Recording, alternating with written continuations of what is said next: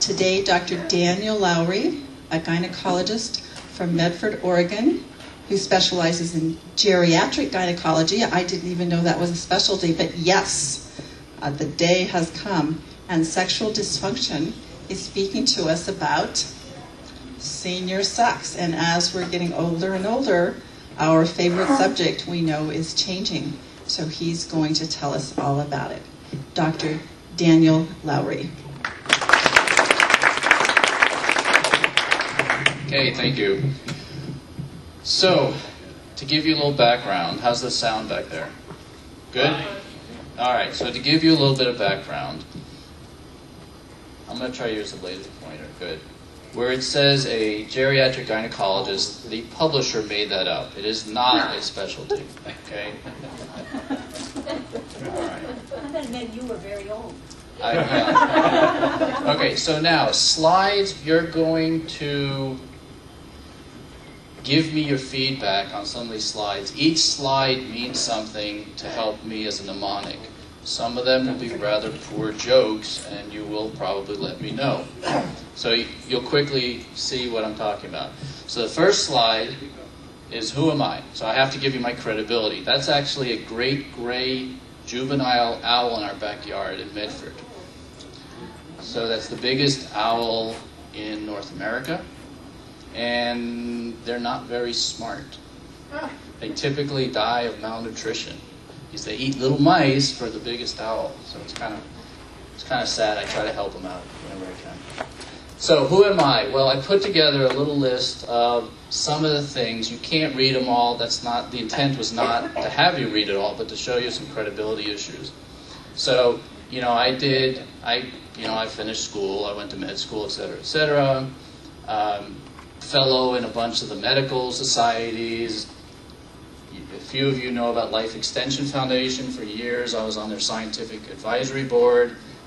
That was really important because they kind of ignored women for a long, long time. So I worked with them to get that more popular.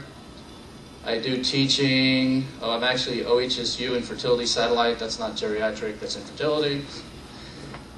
We have a TV program. I get involved with, I'm the coordinator down in Southern Oregon. I see a lot of our group here, which I appreciate. So, just a lot of different stuff. I used to do a lot of political stuff at the hospital. I don't want to do that again. That's done. Okay, so I'm being helped by Lisa here. So this will help you with my next slide. So you're not going to like this one, but I had to do it. Ready? So how to come up with a title? That wasn't very good, but I had to figure something out. So when I was coming up with this title, we were going to do elder sex. That kind of sounded a little bit old. Geriatric sex, that sounded kind of bizarre. Senior sex sounded okay. I didn't want a book that said sex after a certain age because it kind of locks out everybody else. So senior, the word senior could be anybody. Senior in high school, right? Somebody who's older than you, senior. So I stuck with senior sex, and I like alliteration with 2 letters, right? So I like the way it sounded. Okay. What's that going to be? Okay, why write the book? Okay, I think it's a euphorbia. You can see a little Y in there. And we found this thing in Puerto Rico. It was kind of bizarre. Called it the Dr. Seuss plant. There's a strong need for this topic. Okay, it is totally ignored. It is something nobody talks about. And when I started writing this book, maybe 3-4 years ago, I went online, looked at Amazon, Barnes & Noble, etc. There's nothing out there. Even Dr. Ruth and all these other, pundits, they didn't have much out there for seniors and sexuality. So the genesis of my book is I wanted to do something different. A lot of people, I was talking to somebody right before, it was the previous speaker. A lot of people say, well, I really like making ships out of toothpicks, so I'm going to write a book about that, right? Or I'm really intuitively interested in such and such. For me, it's the opposite. I looked at what was needed and wrote the book for that niche.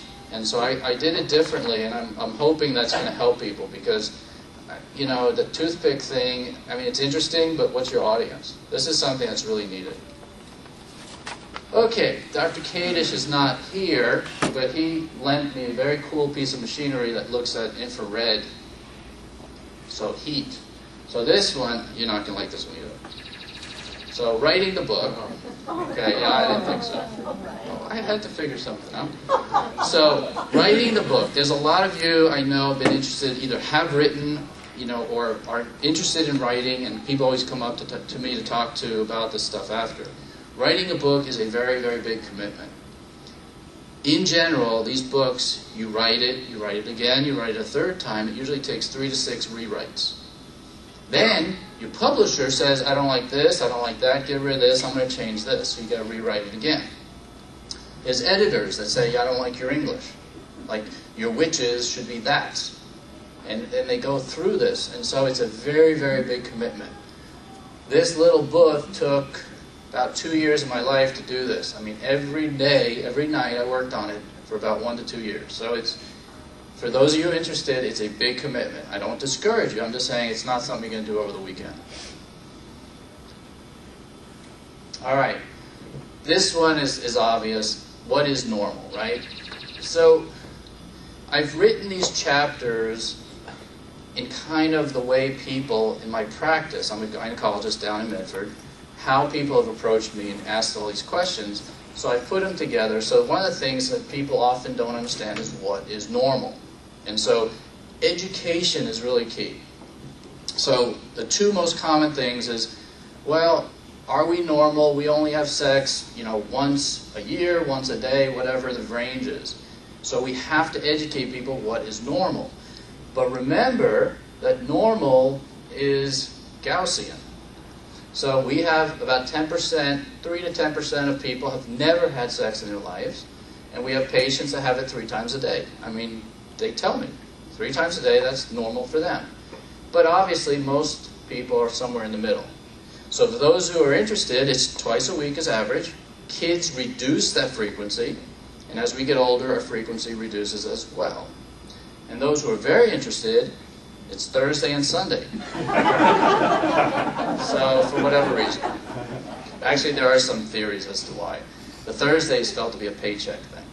You bring the bacon home, you get sex, and so that's the thing.